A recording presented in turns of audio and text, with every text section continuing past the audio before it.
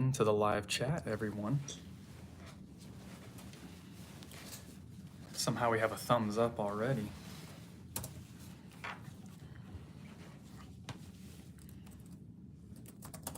Hey, Genevieve, how are you? I just saw your post about the Grinch Christmas ornament. That was pretty funny.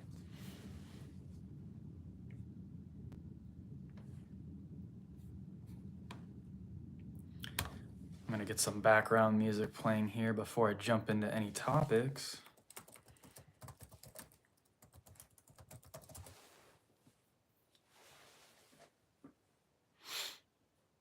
A Vampire Christmas Eve? That sounds like a really interesting Christmas playlist. Let's check it out. It says it's some piano music. That's kind of creepy.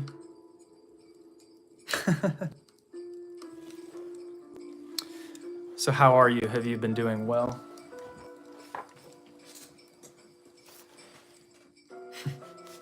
Yeah, that was pretty funny. So one of the other live streams that I did, I think it was like a week ago, we were reading from this book, The Middle Pillar by Israel Regardie. And I only read a little bit of the beginning of the chapter on the pentagram. And then I did a live stream about the two pillars. And I read from a little bit later in the chapter, but I did not complete the chapter. So yeah, let me go close my door real quick, actually.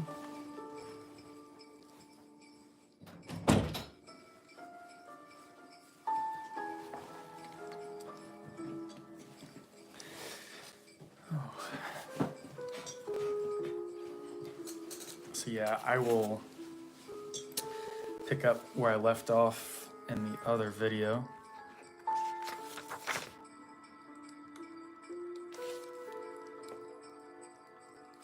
So if you're familiar with the LBRP, which I don't perform them very often. I did do one the other day, but I did an invoking as well. So we're just going to go over a little bit on the LBRP, the Lesser Banishing Ritual of the Pentagram.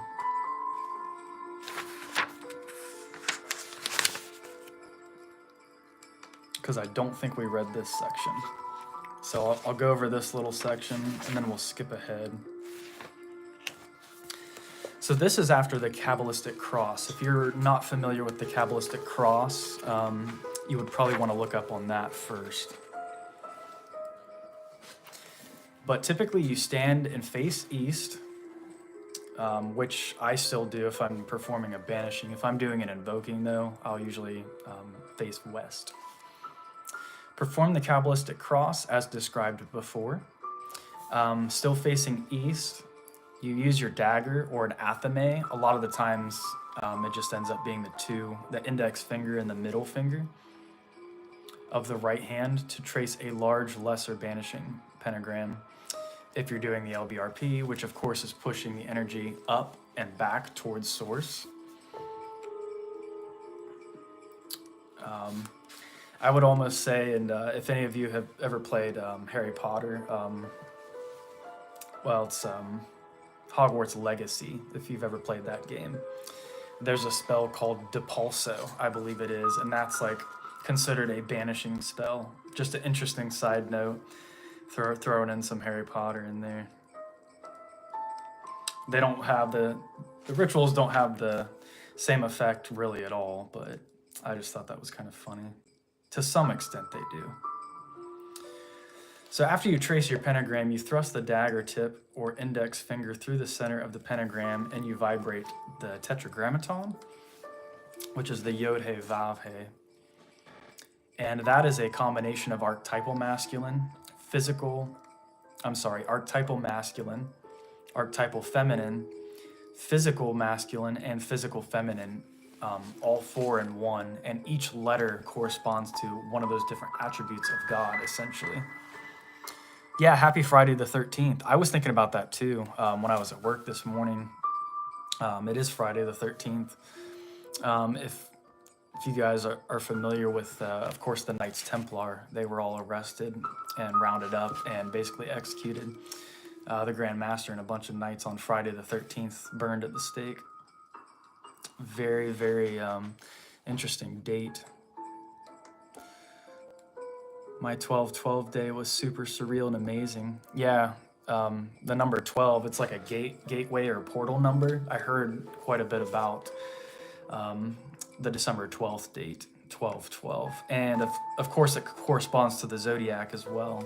That's a really important correspondence.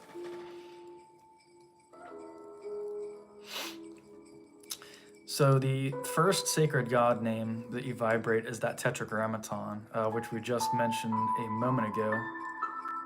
You keep the right arm extended throughout and you never let it drop. The pentagram should be visualized in a flaming blue or white light. And notice there's different versions of this too, the LBRP. This is just, Israel Regardi's. The versions usually don't vary much, but there are sometimes minor differences.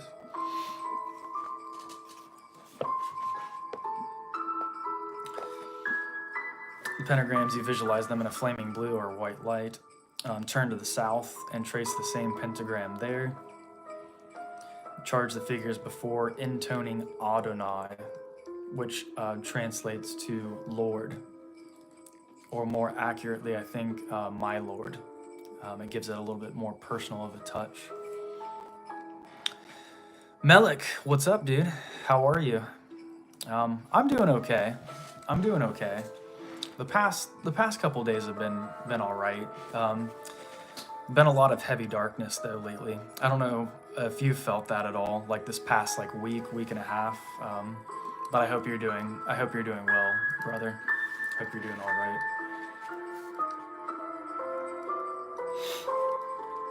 So then you turn to the west. If you're following the traditional directions in the LBRP, you turn to the west and trace the pentagram. Charge it with Ehe, and the translation of that is I am. But even more accurately, in the Bible it says I am that I am is how they translate it. But it actually makes more sense if you word it, I am what I shall be. That's a much more powerful way of looking at that phrase, I think. Let me know if you guys can hear me well enough over the music and stuff too. I've got kind of this creepy Christmas music playing in the background. It's actually, the playlist is called Vampire Christmas Eve, so some vampire music for you guys. So it's actually pretty cool looking. Let me show you the screen real quick. You got like a red Christmas tree with skulls. It's pretty cool. Pretty neat.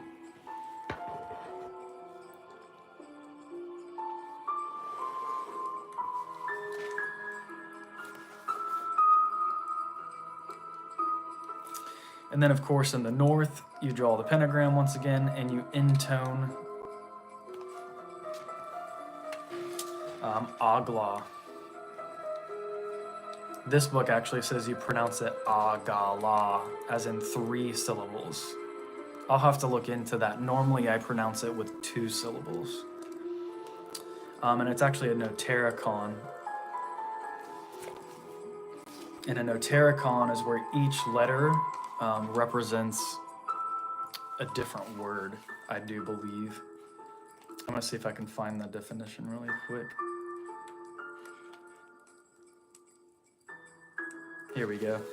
A notaricon is a Kabbalistic method for obtaining the hidden meanings of Hebrew words by viewing them as acronyms of phrases or vice versa. So yeah.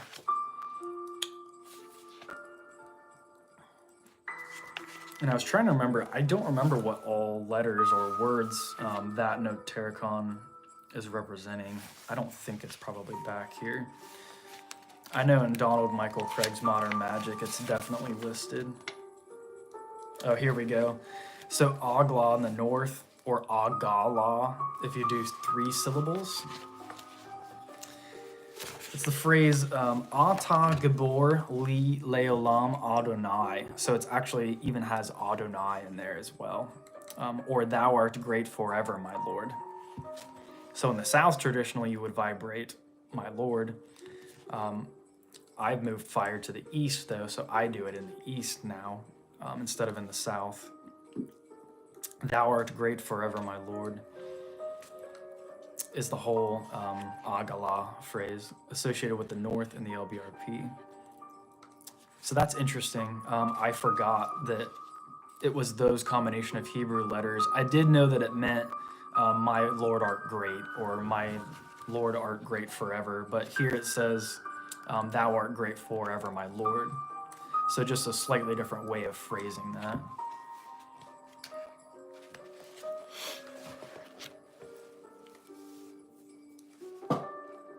Melik says, I have had to process some heavy emotions myself, but it's all good now. I feel that. I feel that. Yeah, some of the days have definitely been rough, I feel like. I'm glad you're doing better now, though. Your voice is low compared to music, hard to hear you clearly. Okay, I did turn it down just a little bit, so hopefully, there we go, hopefully that helps. Melik can hear me clearly. Maybe lower it a tiny bit.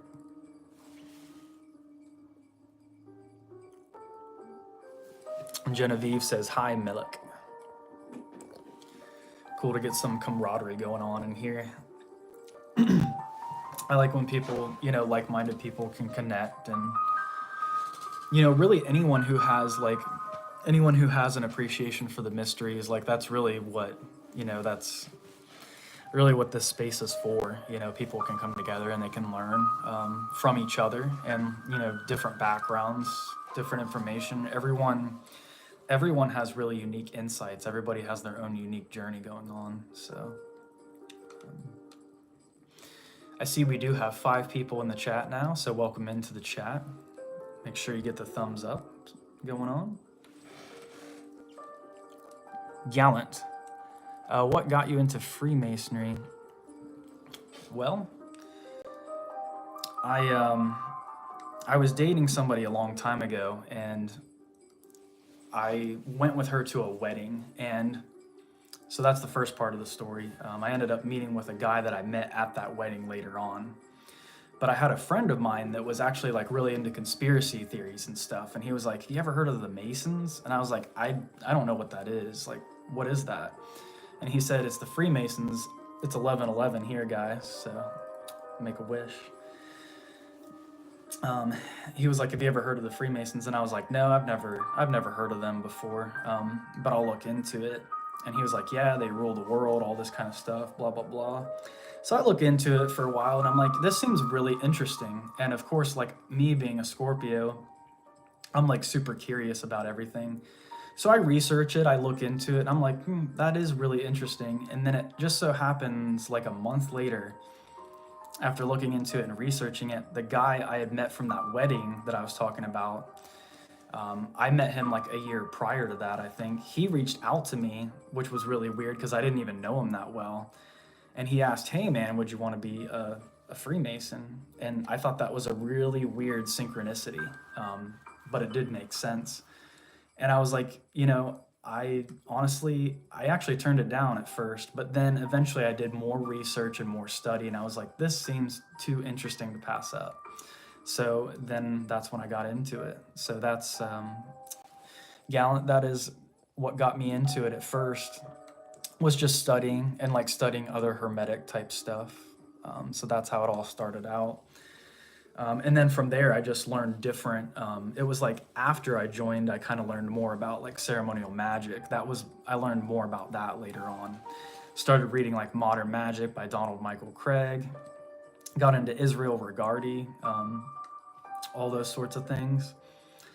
I didn't really start learning much about like left-hand path ideologies and stuff like that, because I find all that stuff super interesting, and it's really important to actually know a lot of that type of stuff if you want like a more of a holistic understanding of the esoteric or occult field. And I've only been studying that stuff for more like the past 2 years, maybe 2 or 3 years. So that stuff's a lot newer to me. So I hope that answers your question, Gallant. And welcome into the chat. I'm glad to have you here. Make sure we're getting those thumbs up. And, yep. Melik says, yeah, I need to reconnect to a lot of other occults, but I am low key for now. Yeah, I think it's a good time on a lot of levels to just kind of, yeah, like you said, just lay low and kind of work on yourself. And that's kind of where I'm at right now too. Like, I'm not really trying to like go out and hang out with a lot of people right now. Like, I'm mostly just working and like taking care of the things I need to in my own life. And I'll pop on here occasionally, you know, when I have time to like record a video or something. But yeah, other than that, I try to keep to myself for the most part. I try to keep my circle pretty small. So, you know. Tara, what's up? Welcome in. Tara says, I feel that. Most definitely. I do like this music. It's like, it's really calm, but it's kind of creepy too at the same time. It's pretty nice. Ambient sounds, actually.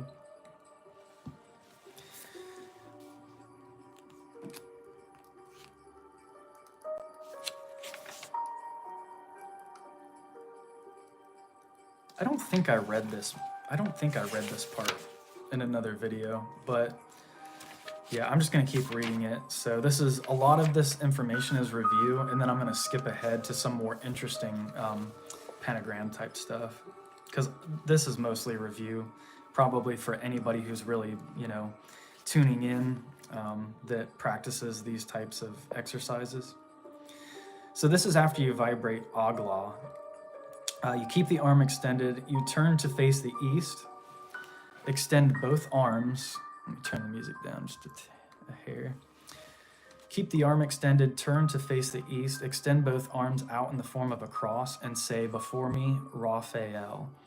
Visualize before you the great archangel of air rising out of the clouds in flowing yellow and violet robes, carrying a caduceus wand. Those are pretty typical correspondences of Raphael. So yellow, purple, yellow or gold, and violet or purple. Caduceus wand. And this is if you're following the traditional Western ceremonial magic directions. So Gabriel is next, behind me. Gabriel.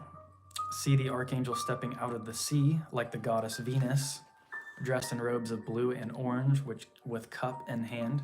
I like that description. Usually I don't see the sea, but sometimes I do. A lot of the times I'll see waterfalls associated with the Gabriel energy. More correctly pronounced Gabriel. And then Donald Michael Craig says to emphasize that last syllable. So Gabriel. And yeah, it usually comes across as a more feminine energy. See to your right another figure in flaming red and green robes carrying a sword. And that's typical of Michael. Say, on my right hand, you would vibrate Mikael. Another great archangel is on your left, who rises up from the vegetation of the earth in robes of citrine, olive, russet, and black, holding the stems of ripened wheat. And then you say, on my left hand, Uriel. A lot of the times I will see Uriel as very androgynous. It's not really feminine. It's not really completely masculine. It kind of interweaves between the two. And oftentimes will be accompanied almost by, like, I visualize like a forest with animals, almost like little animals kind of flocking to this energy or this presence. And then you say, after vibrating that angel, for about me flames the pentagram, and in the columns shines the six-rayed star. And then you repeat the Kabbalistic cross as in the beginning. If any of you are new to this material, which I'm assuming you're not, you know, this is obviously not the first video you're going to want to start with. And these types of workings, there's a lot of prerequisite type material you're going to want to study or work on before proceeding with this type of operation. So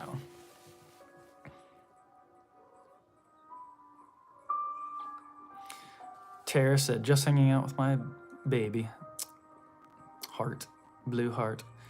And tired of Baby Shark. Genevieve says, Baby Shark, yes, it gets old fast, doesn't it? Very fast, and it's his favorite. Melik says, I just wrote my personal statement for the university, music university. Dude, that's awesome. And I got my teacher to check it out, so hopefully by February onwards, I can start getting invited to interviews. Dude, that's awesome. Congratulations. Melik says, Tara, Baby Shark gave me PTSD, laughing my ass off because of my little cousin. What my little cousin would watch it all the time. Bella, get your tail out of here. Crazy cat. That song lived in my head rent free. Yeah, that's pretty awful. Baby Shark is it's a bit much. It's a bit overbearing, that's for sure. And a lot of those songs, something on my wall, I don't know what that is. A lot of those songs, they just like repeat and repeat in your head like a broken record, and it's almost like a mantra. It gets really bad sometimes. It's bad for me at work. I work at Kroger, and there's multiple songs that play on the radio that I've heard them so many times, and I've heard them year after year after year after year, and they actually just get like stuck in your head as like a loop sometimes, even like in the middle of the night, or I'll wake up and I'll have one of those damn songs stuck in my head. I'm like, this is not cool. So, you know, meditation, tools like that, that's always something that can kind of help, you know, if you just take that time to get into the rhythmic breathing, kind of work on trying to empty your mind, that can be of assistance quite a bit. So it's all about trying to learn how to master the mind, right?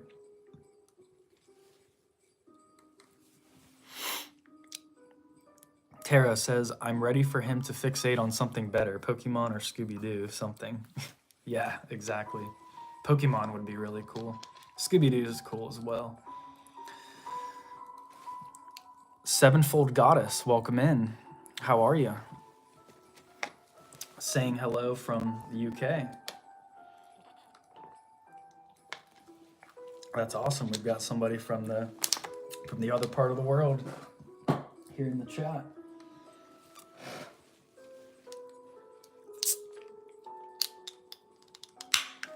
Melik says, yes, Tara, that's better.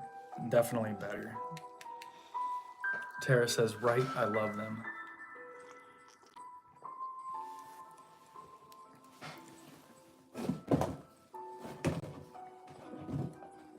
I need to get a coaster for my drinks in here. I'm gonna substitute tissues for now.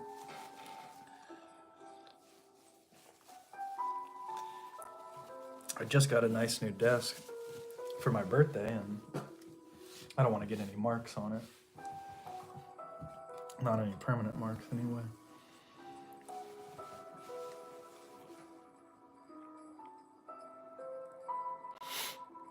Sevenfold Goddess says, I'm good, thank you. You? I do love your videos, very insightful. Thank you very much. Thank you very much. Do you have videos of your own on your channel? I'll try to subscribe to you if I can find you.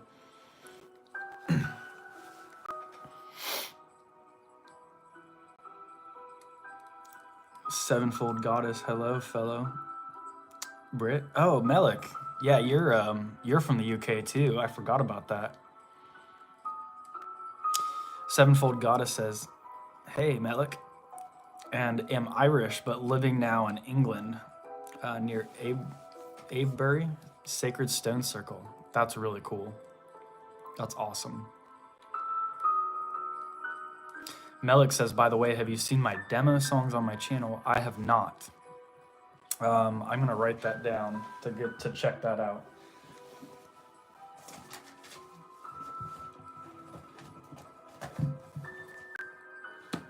Hopefully I have a writing utensil around here too somewhere. I do.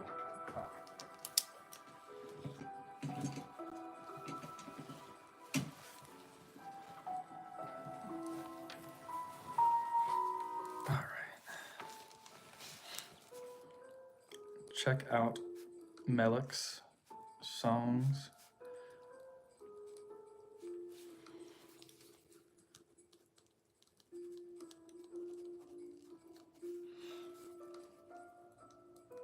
Okay.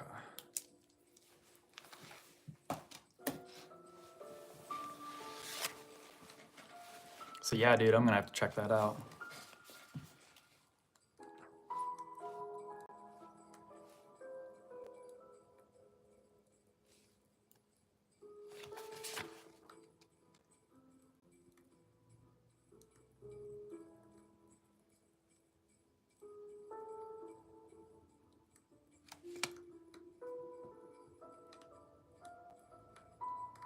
Okay, I'm definitely going to skip around in this chapter in this book.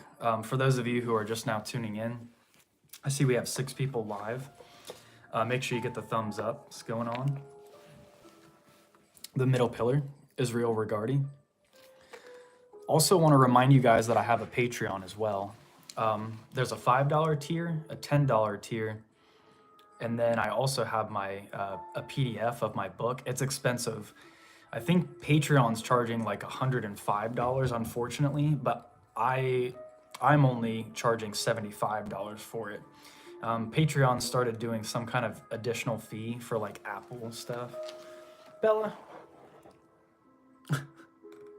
see that kitty? Oh, there she goes.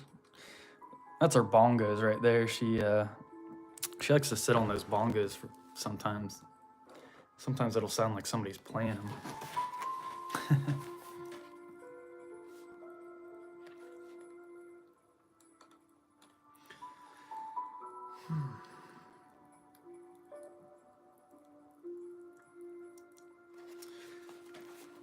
The magician returns to the east. This is the formula of the LBRP. This is just one little section I'm reading right here. When the magician extends the arms in the form of the cross, she or he identifies themselves with the Tau cross of life, a symbol of knowledge gained through sacrifice, but which is also related to the ideas of mercy and justice. Because technically, you know, for me, it would be mercy on the left, would be because corresponding with the left hand, and then severity or justice would be the right, the way that I work with the pillars personally. And then the cross, it can be a symbol of sacrifice. People view sacrifice differently. Of course, there's more like the good shepherd archetype where a person's just like sacrificing for another person, but there's also self-sacrifice, or what could be considered like inner sacrifice, where sometimes you're sacrificing, you know, what might, you know, take somebody who's sacrificing what might be fun, quote unquote, in the moment, or it may be really appealing in the moment, but they know that if they sacrifice that for now, and they're like, you know, no, I'm gonna hold off, like, and it's something that's actually gonna help them in the future. It's like, I'm gonna make decisions that are gonna help me more, you know, down the line. I'm gonna, you know, hold my energy back in those ways. I'm gonna make the sacrifice. You know, I'm not gonna go out and, you know, maybe do a certain thing or hang out with a certain person because I want to work on myself. You know, and this could come in the form of friends, you know, like family, you know, anyone who's, and I'm not saying you want to reject people all the time. I'm just saying there's going to be situations where you'll have to make inner sacrifices when it comes to your time, when it comes to your energy, to work on the self and improve the self. And that can be really powerful, self-empowering. Next comes the invocation of the 4 archangels. These archangels are associated with the idea of the divine creator governing the 4 elements and the 4 directions. So really, as you being in the center of the, you know, the divine cross, the Kabbalistic cross, and then in the center of the 4 pentagrams, you're the dot in the middle of the circle. So really, it's like you are taking on that divine creator type energy, that architect archetype energy, the divine architect, to govern over the 4 elements in 4 directions. So you're working with 4 different aspects of self and 4 different aspects that exist here in the material plane. And then you have spirit as the overarching element. Angels and archangels are considered specific aspects of God, each with a particular purpose and jurisdiction. A lot of the times, I know Damien Eccles, he equates archangels specifically to stars, typically. So they represent like star systems or cosmic influences. Same with demons too. Demons just represent the darker star systems, or the more negative polarity, more negatively polarized energies.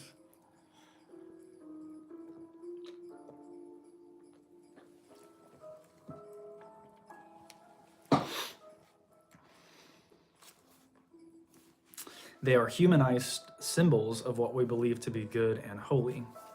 So yeah, the ancient depiction of angels, like the original depictions, it was never like a 6-pack dude with wings, like if you look at the Anunnaki, or I'm sorry, the Sumerian, the ancient Sumerian, the way their archangels looked, or angels, they looked a lot different. They were like more animalistic looking, actually, in a way. I might even be able to, I don't know if I could find a picture of that real quick. I'll go try to find it real quick. Nearly all of the Hebrew angelic names end in the suffixes El or Yah, which is interesting. This indicates that they are, quote, of God. Now, it gets confusing because, when they talk about God, are they referring to actual source, or is that just referring to Elohim, which I've been told is just like, the Elohim's just a particular race of beings. So if that's the case, then that's not ultimate source, that's not ultimate God. Let me see if I can find, actually I could probably just Google images. That would be a lot easier on those, when it comes to the Sumerian angels. Yeah, AI overview on Google says the Anunnaki were a group of deities in Sumerian mythology. Many, assume that they are a race of beings. A lot of people say they've been here a long time, that were associated with the heavens and were thought to determine the fates of humans. So it's very similar-ish sounding to the whole idea of like angels. Let me see.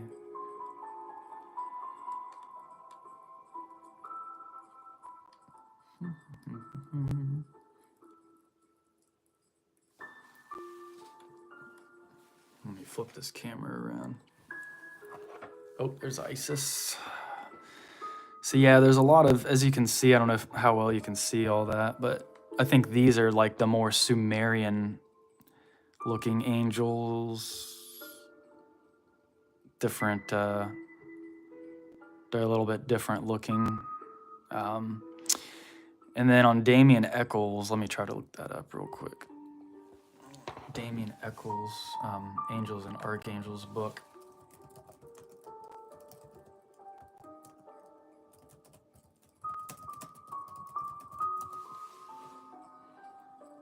Yeah, there's a...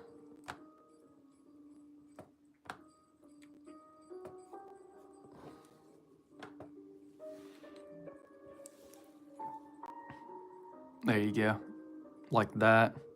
It's like a big bearded winged type thing. That's more the original depictions of archangels, or angels in general. They were depicted like that in history. And I'm sure Damien, at this point, when he does his practices, I'm sure he visualizes them more like that. I would assume. Okay, I'm gonna go back up and read some of these comments.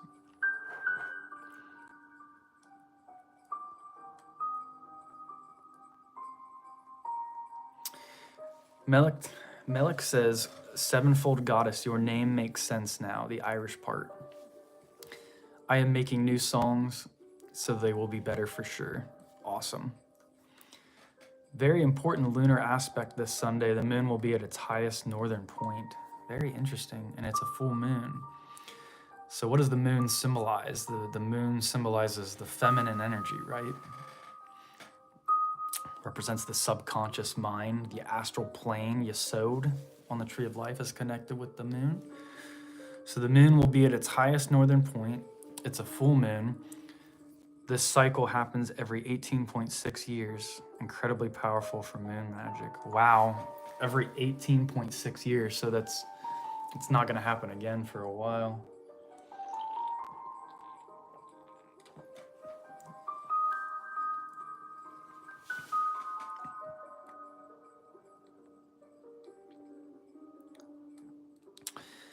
Sevenfold Goddess says it's the major lunar standstill.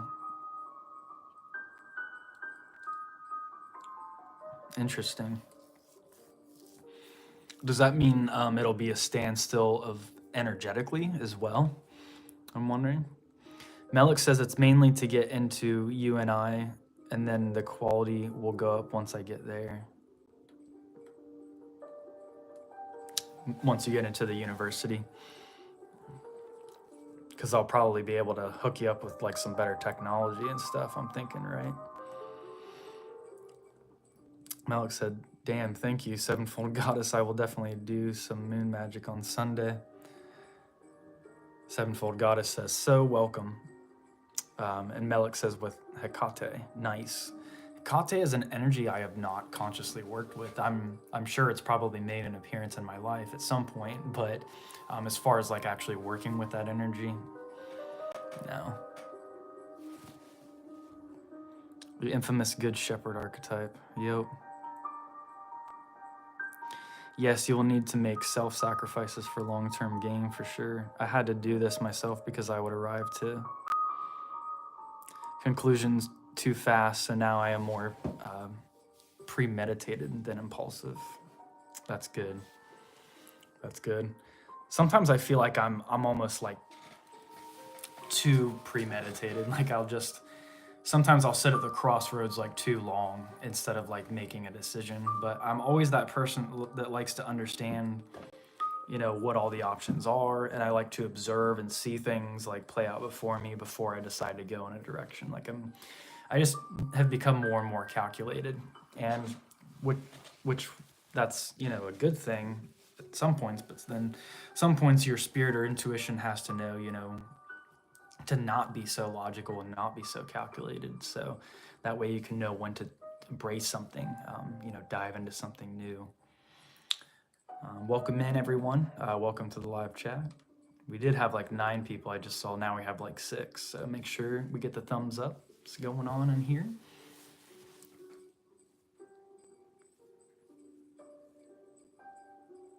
Tara Bowen says 11:33. Nice, I missed that. It's 11:37 now. So that's a cool one too. Melik says, yes, I need to research, summarize deities in general since I also work with Tiamat. Nice. Yeah, Tiamat's another like ancient primordial type energy from what I understand. And that's heavily connected with the, Sumerian stuff. It is a Sumerian deity. Yep.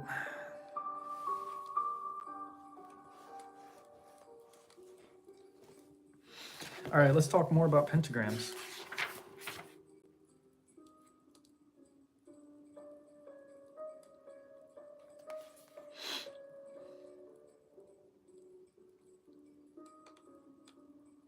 Let's actually, let me read this section real quick. This looks interesting.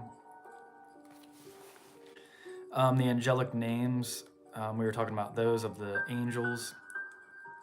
Raphael is the healer of God. That's where that L comes in, assigned to air. Gabriel is the strong one of God. Interesting, you would think Michael would be the strong one of God since he's more about strength and fire, you would think, but that's Gabriel actually. Michael is he who is like God is the translation, or Mikhail. It's got that like guttural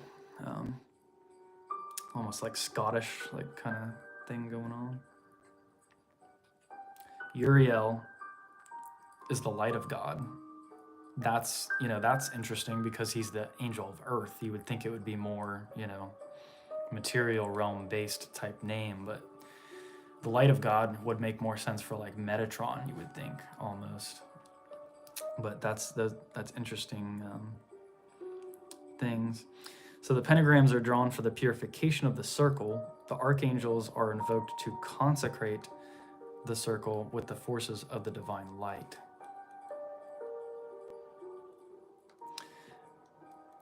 When you say, for about me flames the pentagrams, or for about me flame the pentagrams,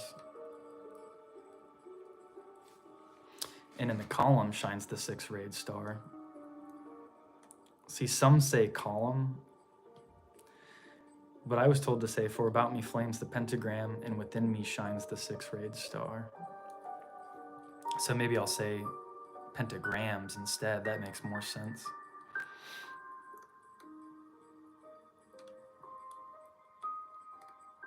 The six-rayed star is the hexagram, or the Star of David, of course, which is the star of the macrocosm, or greater universe, quote unquote, greater universe. It is formed from the two triangles of fire and water, and it symbolizes perfection and total balance. While the pentagram is the symbol of man, the hexagram is the symbol of perfected or purified man balanced within the greater universe. So there's a lot of things going on simultaneously within the formulae, within the formula of this operation. This is followed once again by the Kabbalistic cross, which further strengthens and seals the cross of light within the magician's aura.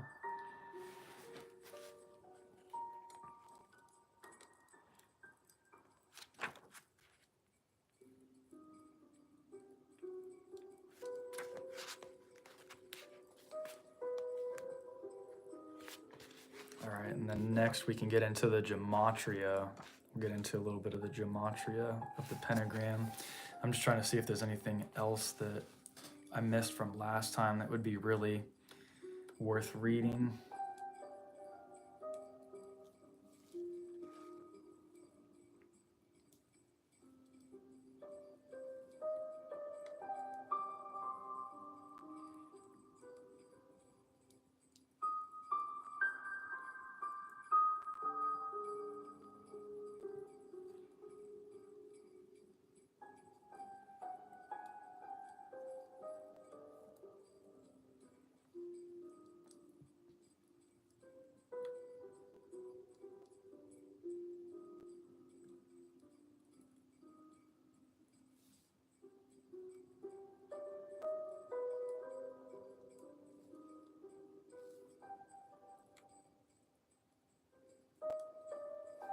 I'll read through this really quick.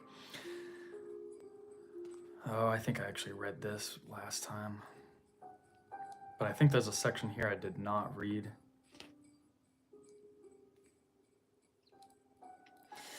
The number 5, of course, because the pentagram has 5 points, provides us with the ideas of fear, strength, severity, power, and justice. And Gebura on the Tree of Life is also said to be the origin, I think, of the, according to Thomas Carlson in Kabbalah, Qliphoth, and Goetic Magic, the Tree of Death originates from an imbalance within Gebura, I do believe, and there was some kind of implosion or explosion or something that happened.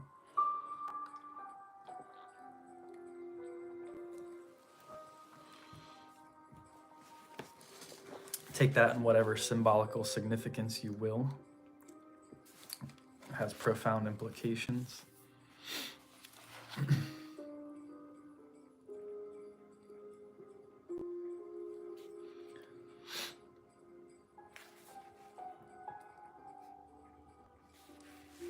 The awesome energy of Gebura can strike fear into the minds of negative powers and those who do not understand its harsh, purifying, and equilibrating power. Eliphas Levi tells us that the pentagram is a potent sign that extends its power over the elementary intelligences that inhabit the astral realms. The pentagram exercises a great influence upon spirits and terrifies phantoms. Let me see if there's anything in the footnote. Let's see. 15. Nope, it's just a quote. Okay.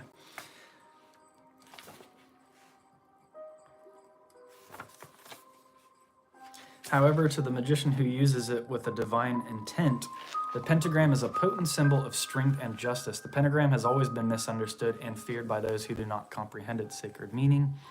We proceed to the explanation and consecration of the sacred and mysterious pentagram. At this point, let the ignorant and superstitious close the book. They will either see nothing but darkness, or they will be scandalized.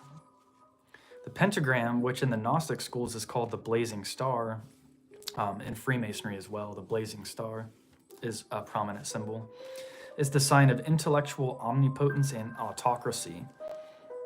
It is the star of the Magi. It is the Word made flesh. The sign of the pentagram is also the sign of the microcosm, and it represents what the Kabbalists of the book Zohar term the microprosopis.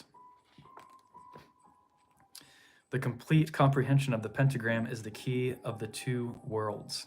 It is absolute philosophy and natural science.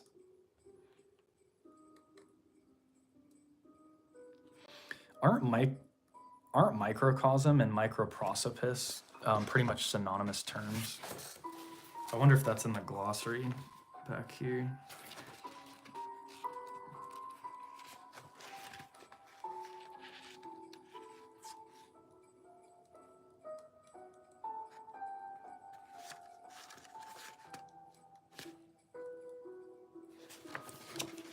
Google it really quick.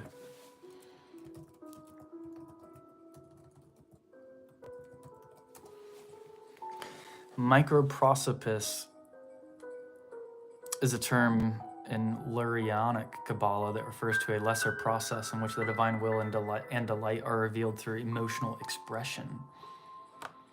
It is the counterpart to Eric Anpin or macroprosopis, which is the divine will that guides the divine intellect and emotions. So this is divine, where the divine will and delight are revealed through emotional expression. Interesting. That's at least what Google AI says.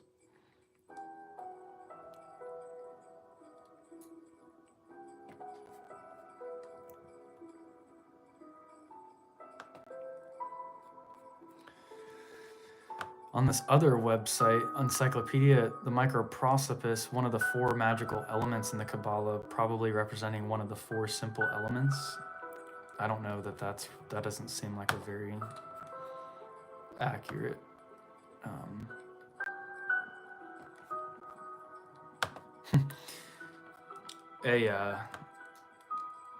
Something from Universal Co-Masonry came up.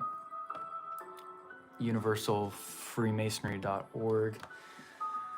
The Kabbalah Unveiled by S.L. McGregor Mathers, which was one of the founding people of the Golden Dawn, right? Concerning the eyes of microprosopis. This is a whole thing right here. It's a section from the book, The Kabbalah Unveiled. The eyes of the head of microprosopis are diverse from all other eyes. There is a shadowy darkness cast by the eyebrows, which is, as it were, painted above the eyes, whence all eyes are overshadowed with a dark shade. Gosh, it's one of those it's one of those Kabbalistic things that are just like, a lot of it's so metaphorical, and like it's telling you things in code, but it's kind of like hard to decipher a lot of it. A lot of those kind of books they're like mumbo jumbo almost, but back in the day it was to like keep that type of knowledge from the uninitiated, or from the people who would like not use the knowledge right at all. So all right, let's get back to the comments. Sevenfold Goddess says, yes, as we know, the moon was also known by the name Sin. Really interesting. She holds our locked karma, so energetically we can release the past karmic ties, as well as everything she represents. Very interesting. Melik says, I have to go because I need to meditate now, but it was very nice talking to you today. I'm glad you were doing well overall. Thank you, man.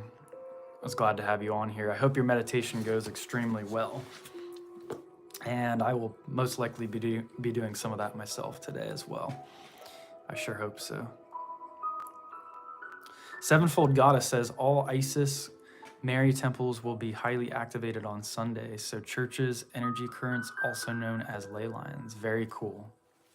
Thank you for sharing that. Wraith 636, peace and gratitude, listening while showing support. Heck yeah, dude. Thank you for tuning in. I'm glad to have you here, brother. Glad to have you here.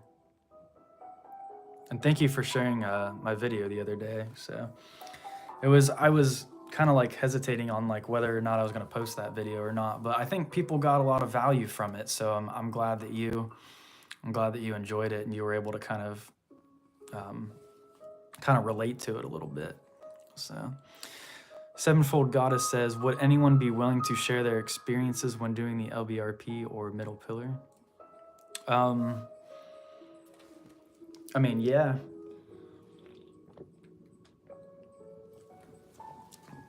I've done a myriad of videos about both of those on my channel. As far as like actual experiences, it's one of those things when you perform, like for me at least, when I perform an operation like that, I used to keep magical journals, so I would kind of record what experiences I had, but a lot of the times they really they transcend like what you can describe almost. So, and I think that's how it is with anyone. If you're doing the operations correctly, you know, for the most part, it's going to be an experience you almost like can't explain. It's like the rational mind can't really. I try to explain in my videos as much as I can what the experiences are like, without trying to sound like too much like in La La Land or whatever, because they are hard experiences to describe, and they're very personal. They're very personal as well. So like when you do the LBRP, it's something that I did over the span of many years, and part of my problem is I wasn't balancing it with invoking, which it is kind of an invoking ritual as well as a banishing. It's not really to be understood in mundane, terms like that, because it really goes beyond that. But the problem with performing it all the time is you're working on. There's so much masculine energy that goes in these sorts of practices where you can almost like drain yourself, because you're drawing the pentagrams and you're projecting energy. So it's important you need to balance it with more magnetic type energies or more magnetic type exercises, which are going to help you pull energy in. That way you're not, because you can expend too much of your energy, I feel like, doing too much masculine type energy work. And a lot of the LBRP is one of those. You're projecting the energy outwards, you're sending it back to so some people recommend you do it like 3 or 4 times a day. Like I know Crowley and some of the guys like Israel Regardi, they say that. And I'm like, to me, that seems like overkill. So really it comes down to like what works best for you. Like the other day I didn't do a middle pillar the other day, but I did a banishing, I did an LBRP, and then I did a middle pillar.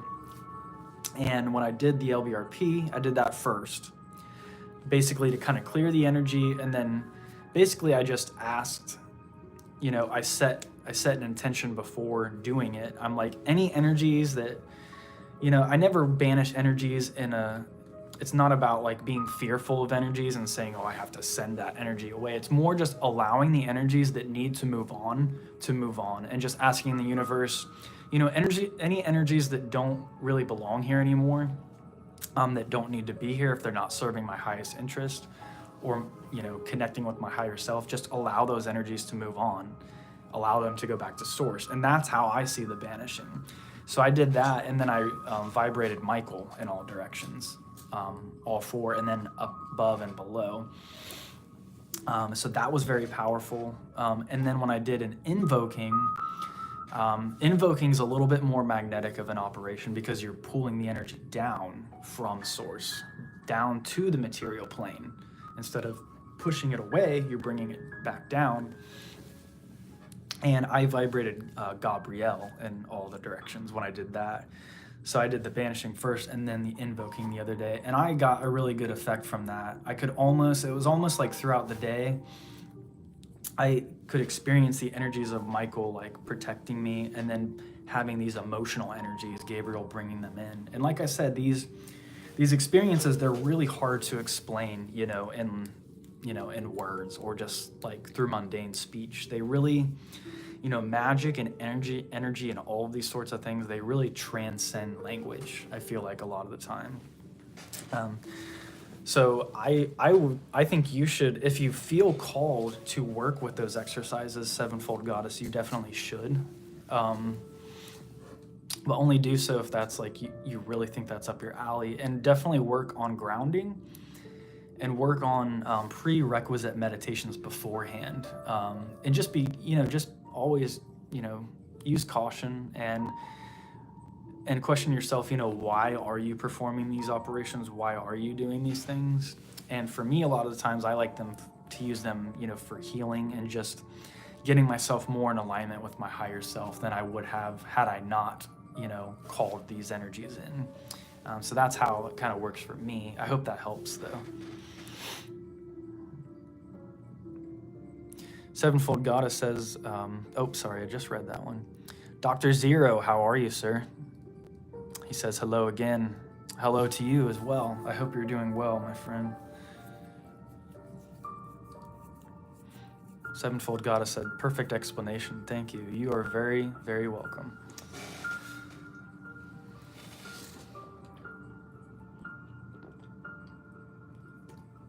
Oh, we've been going for almost an hour now. So I don't really see myself going any longer than... I definitely don't see myself going any longer than 2 hours. I definitely need to shower today. I think that's gonna be the first thing I do once I jump off of here with the live. I just had a short work day this morning. I worked 5 hours this morning. Figured I'd come home and do a live because I'm gonna be pretty busy like the next probably like 4 to 5 days. So definitely the next 4 days. Sevenfold Goddess says, what do you share on your Patreon? I might join it. So what it is if you pay the $5 tier, you get access to the first half of the audiobook from my book, Freemasonry and Ceremonial Magic. And what it is it's basically, I pull from different Freemasonic resources, books like The Secret Teachings of All Ages, Morals and Dogma, different writings essentially about Freemasonry, as well as some Grand Lodge resources. I do that as well. And then I basically take that information, I take my own experiences that I've learned over time, and then I also combine that with my understandings of magic through, knowing about the LBRP and the middle pillar. And what I do is I basically explain like what are the differences and what are the similarities, because they're not exactly the same thing. Like a lot of people think magic and Freemasonry are exactly the same, and no, they're not. They're very similar. Their roots are common. Like they have a lot of like similar history and stuff. So in my book, I explain what the difference is between those two things, if you're interested in that book. And then I also have the PDF for sale. It's pretty expensive because Patreon charges like a 30% fee now for Apple, something to do with Apple. That's in the store section. But the Patreon, it's only $5 a month to get that first tier, so it's pretty cheap. And then it's $10 if you want tier 2. And what was I gonna say? Oh, there's also an instructional video on there about the lesser invoking ritual of the pentagram. If you want to know how I perform the lesser invoking ritual of the pentagram, that should be on just the $5 tier. I'm pretty sure that's you can get that for just $5 a month. And then you can just do it for like 1 month if you want to. You can cancel it like anytime after that. So you don't have to keep paying me, but if you do want to support me, you can stay on there. So that's like a really brief summary of, I don't have a lot of stuff on the Patreon, but what I do have on there, it's a great value, honestly, for what you're paying. As far as the information, I think that's just my opinion, though. So, of course, I'm going to be a little biased.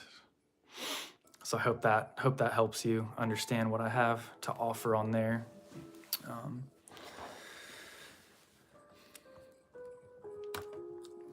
All right, we'll continue reading about Bella.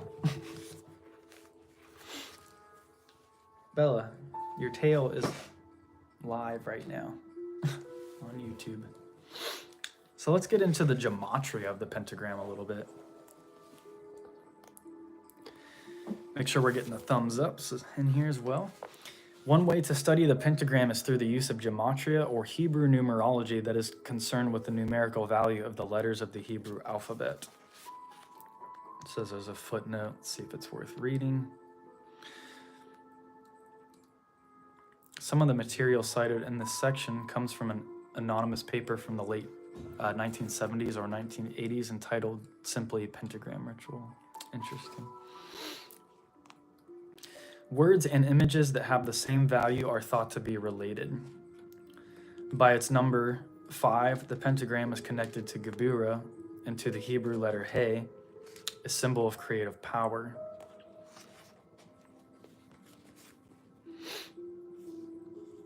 So we were talking about, because of the number 5, its connection with Geburah before, but it's also connected to the Hebrew letter He, a symbol of creative power. Through the letter He, the pentagram becomes a symbol of intuition and understanding. And I forget what the correspondences of He are. I think, does He mean, I don't think it means house. I'm trying to remember what its correspondence is.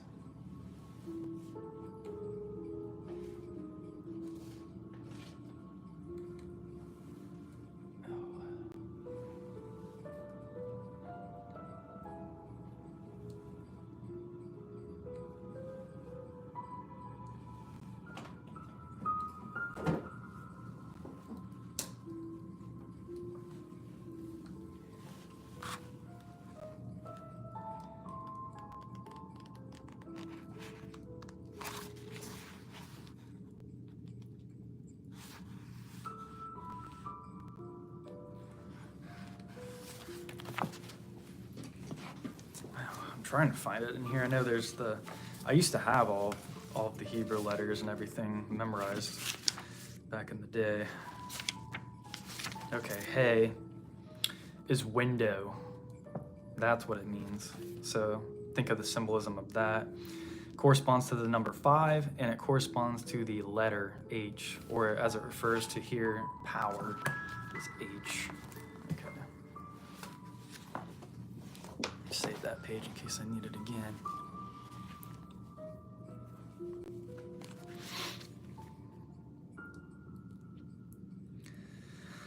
Through the letter He, the pentagram becomes a symbol of intuition and understanding, so that window correspondence. But it is also a symbol of sight, which is the sense attributed to He. That would make sense. Therefore, it is the magical symbol of true vision. The letter He is also connected with the sign of Aries.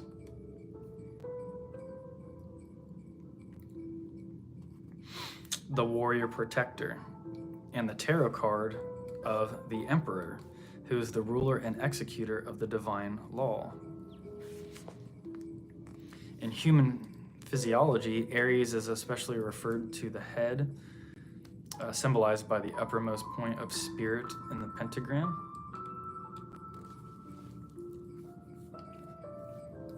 Interesting. So Aries actually has a correspondence with the element of spirit in relation with the pentagram. That's very interesting.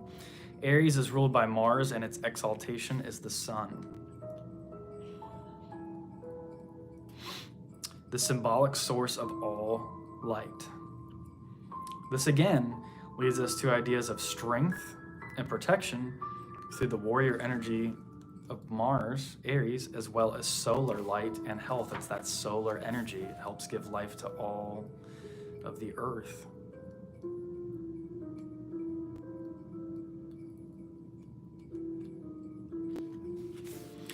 Another word associated through gematria with the number 5 is ba. Ba? Is that why sheep say ba? B-A-H, B-A-H, all one word, meaning gate. And there's 3 Hebrew letters to spell that word. I don't know if the image is mirrored for you guys or if it's the same, but I think it's actually not mirrored when I showed it to you. I found out last time. The 5th key of the tarot is the card of the Hierophant, who is the teacher, the expounder of the mysteries, and the channel for spiritual instruction. So yeah, the Hierophant in the Golden Dawn is like I think the main officer, right? And that would be synonymous with like the worshipful master of a Masonic lodge.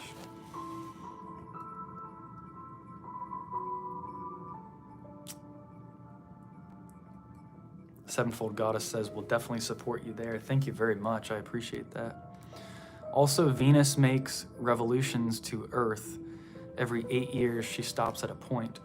If you draw those points together, you get a pentagram. I did know that about Venus. I didn't know the specifics I just knew it made a pentagram shape in the sky. So when it makes revolutions to Earth, every 8 years, she stops at a different point. Very interesting. Okay, cool. Thank you. Because that's something I've definitely talked about in some of my pentagram. I've done a lot of different videos where I kind of talk about pentagram symbolism. If you slice an apple horizontally, the apple seed makes a pentagram shape. That's really dope. That's very cool. Awesome. Thank you. Thank you for that. I'm gonna have to check that. I'm gonna have to try that out for sure.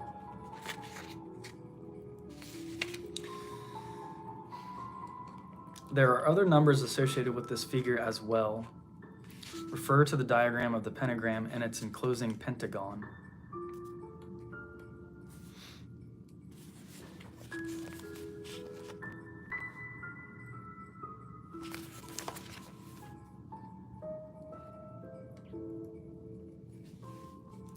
The pentagon is a figure that is implied, if not actually traced, when drawing a pentagram. In length, every line of the pentagon is composed of 13 units.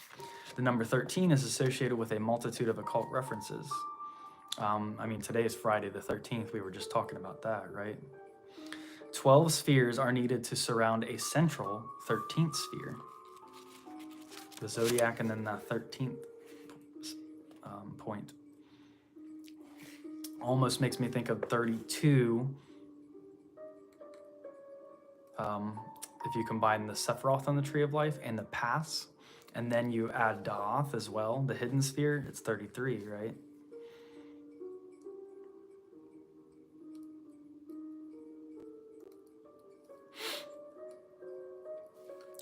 Moses and the 12 tribes of Israel, Jesus and the 12 apostles, the sun and the 12 signs of the zodiac. In addition, many important Kabbalistic words have the numerical value of 13, including Akkad, which means unity, and I forget where I've heard that before, Akkad.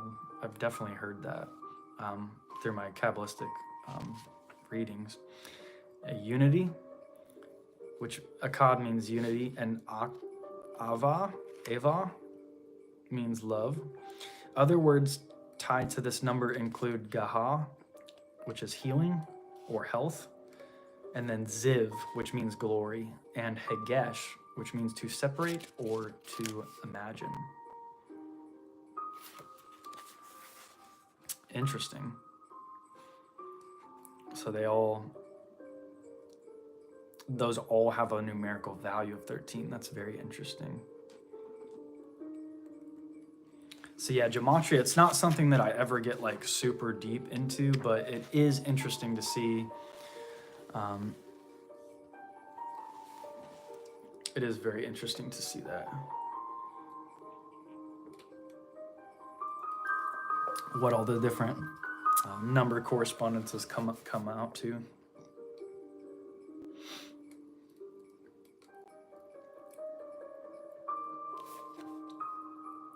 The 13th key of the tarot is titled Death. So yeah, the major arcana of the tarot, number 13, Death. And it is attributed to Scorpio, transformation, and change. The 13th path of the Sefer Yetzirah, an important Kabbalistic text, corresponds to the tarot card of the High Priestess and is attributed to the moon. We were just talking about the power of the moon. This path is the primary conduit by which the higher divine consciousness flows down to lower levels. It is also a path of change. There's been a lot of change going on. Let me see if I can find that path, 13th path, on my little chart.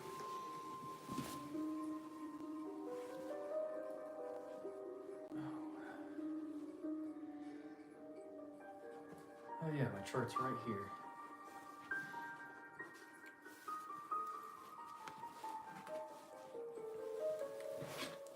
Oh.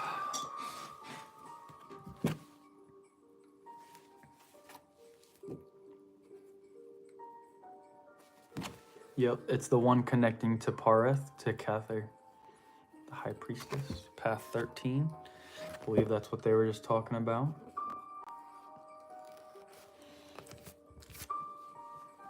All right, let's get back into the comments.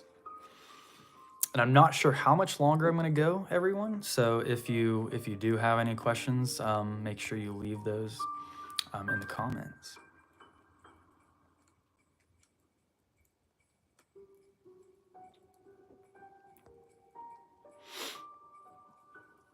Still got 4 people in here. Very cool. Thank you for sticking around and listening to me ramble about various esoteric stuff. Just being a nerd, as always. Love learning more and more stuff. Always have to be learning.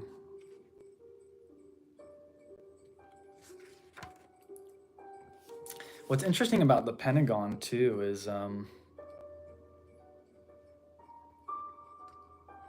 because this Pentagon's upright, isn't it? But I think isn't the Pentagon in Washington D.C. shaped like this, like with this part up? I think this side facing up, so that would actually make a upside down pentagram, if I'm not mistaken.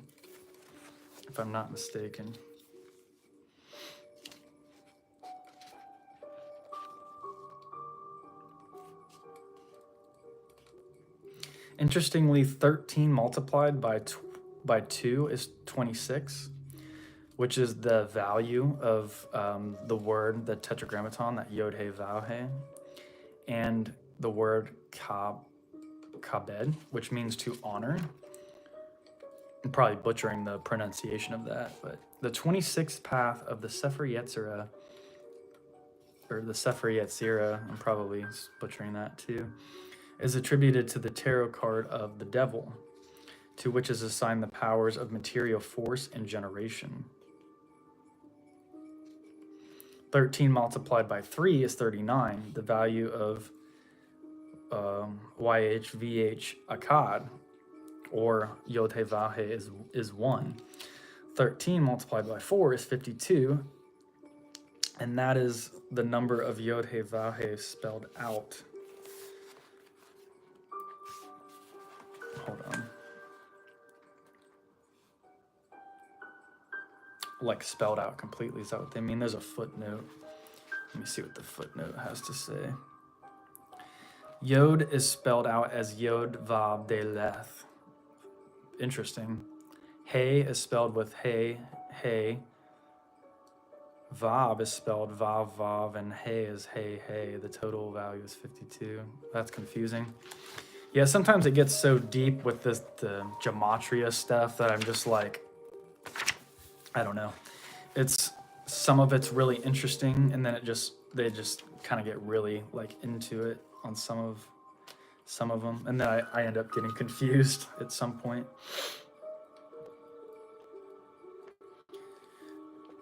It is also, so 13 multiplied by 4 is also the value of Ema, which is the supernal mother. I think that has some correspondence with Bina or Bina, I would assume.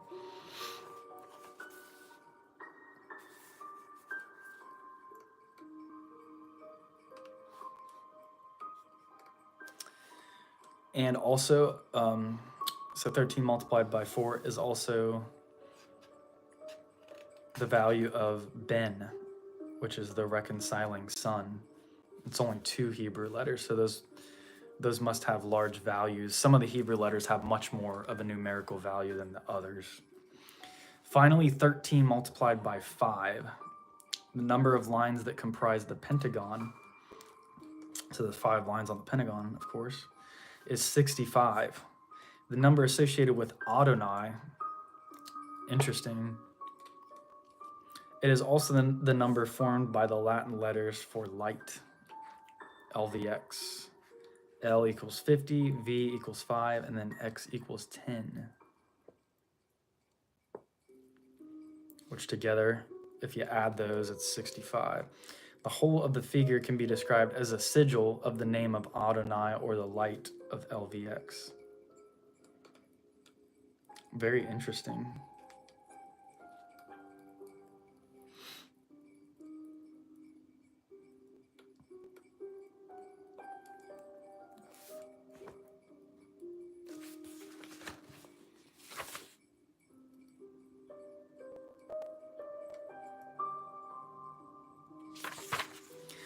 "65 is also the number associated with the Hebrew words hekel, meaning temple or palace. The Zohar tells us that Adonai is the place of the YHVH or tetragrammaton. The word has, H-A-S, in Hebrew, which means to be silent, and dumaya, which also means silence, or it means silence rather than to be silent, and gam yakad, which means together in unity. The long segment of each line of the pentagram is 8 units in length. The number 8 corresponds to the sephirah of Hod, the sphere of intellect, communication, words of power, and magic. It also corresponds to the Hebrew letter Cheth, which means fence or enclosure, or gate, I think, too, if I remember right. Maybe not. Pointing to further protective qualities.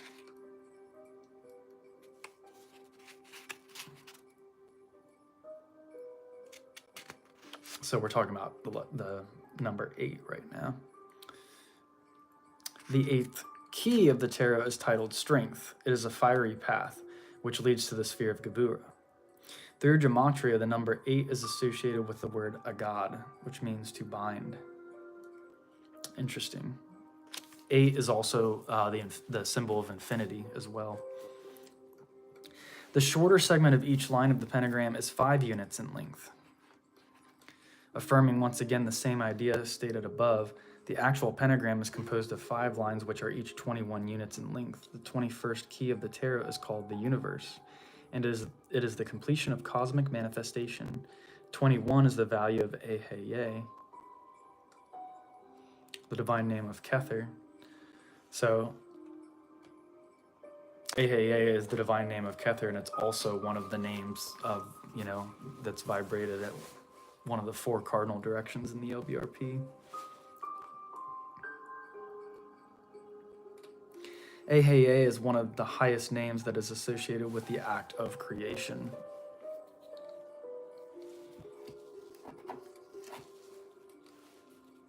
And then there's that visual again, the pentagram and the within the pentagon.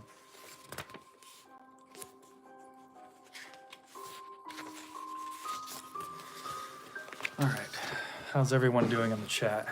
Are you all doing well?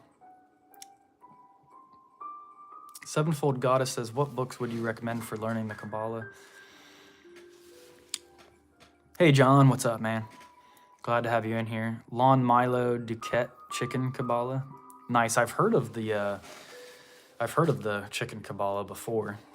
It's actually been mentioned in one of my live streams. I'm gonna have to look into it. For Kabbalah though, I've got the two Israel Regardie books, the one I'm reading from, The Middle Pillar. And then I also have a Garden of Pomegranates.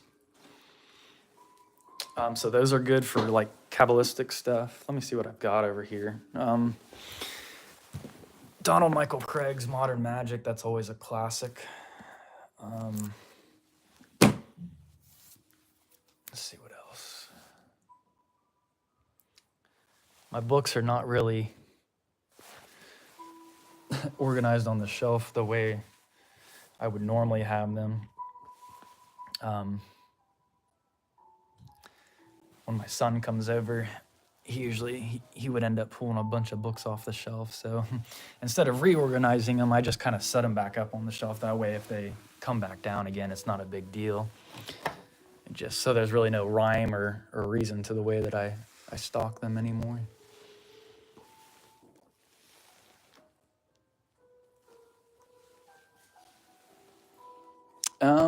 I think those are really the best books I have on like Kabbalah.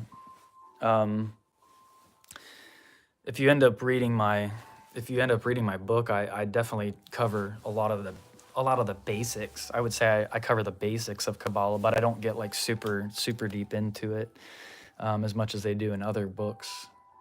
There is a book I have somewhere. It's a smaller book, but I really like it. Oh, where is it?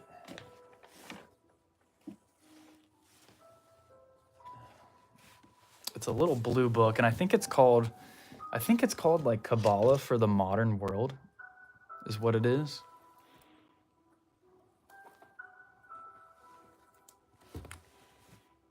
It's gotta be, there it is. This one. Yeah, Kabbalah for the Modern World. There's the author's name. I'm not even going to try to pronounce that. McGee Gonzalez Whippler.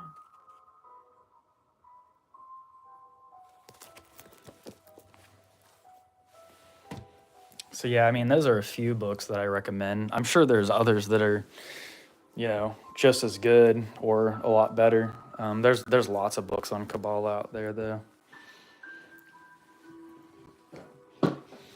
Oh, I know Universal Mastery on his YouTube channel. He covers the Tree of Life and the Tree of Death like very extensively, so that he's a great resource for really learning about all the Sephiroth and the paths and all that type of stuff. So I do recommend that. I see we have 2 people left in here. I think I am going to read just a little bit longer, like just maybe one more page. And then I am going to go ahead and probably end the video pretty soon. So just a heads up.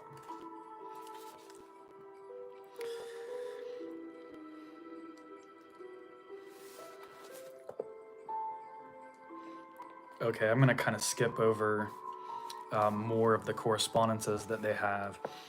So what does all of this mean?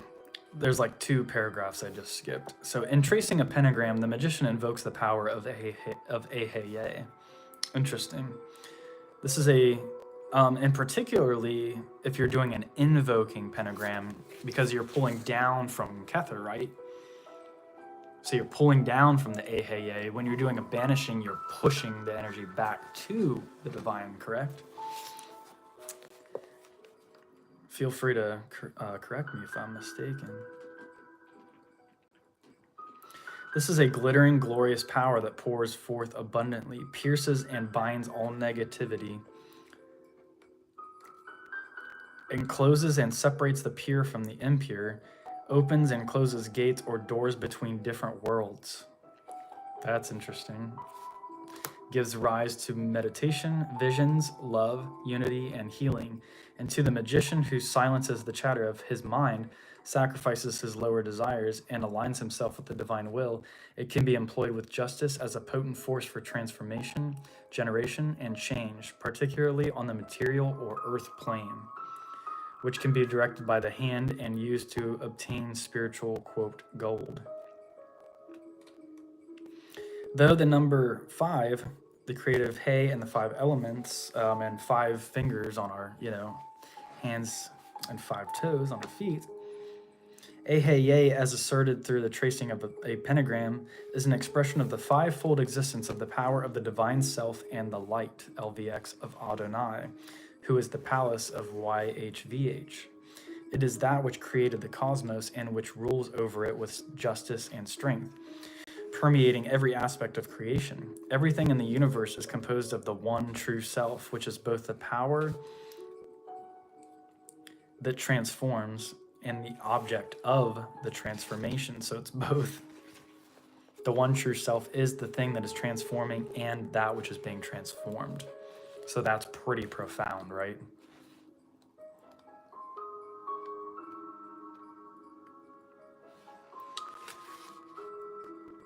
It's interesting to note that many of the numbers associated with the pentagram, 5, 8, 13, and 26, are also associated with the vault of the Adepti, the ritual chamber of the Golden Dawn's inner order. Each wall of the vault is 5 feet wide and 8 feet high. Every one of the 7 triangles formed from the intersecting lines of the vault's heptagram has a base of 8 units and a height of 5 units. If the heptagon of the vault were circumscribed by a circle, the radius of the circle would be 13 units and its diameter would be 26 units. Isn't it amazing how much thought processes goes on into these, whether it be rituals or whether it be architecture, all of these sorts of things? It's just amazing, the power of the mind and the power of people understanding the correspondences of these energies.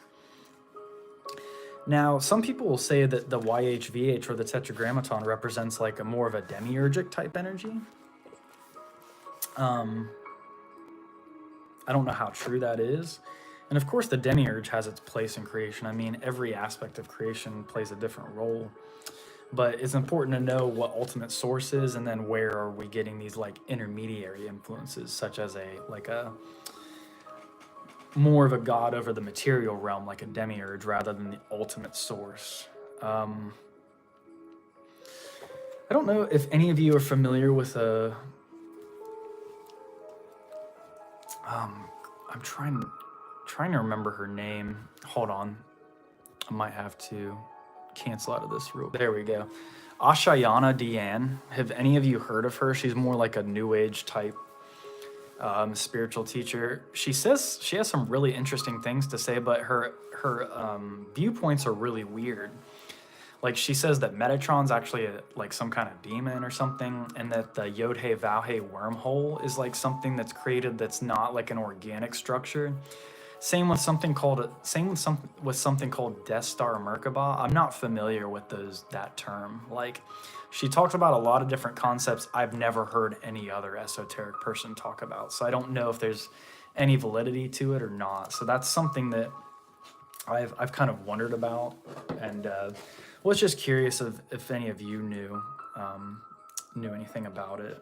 So also feel free to comment if you're watching this later on too, and you're not actually in the live stream, because you can still leave comments and stuff even after.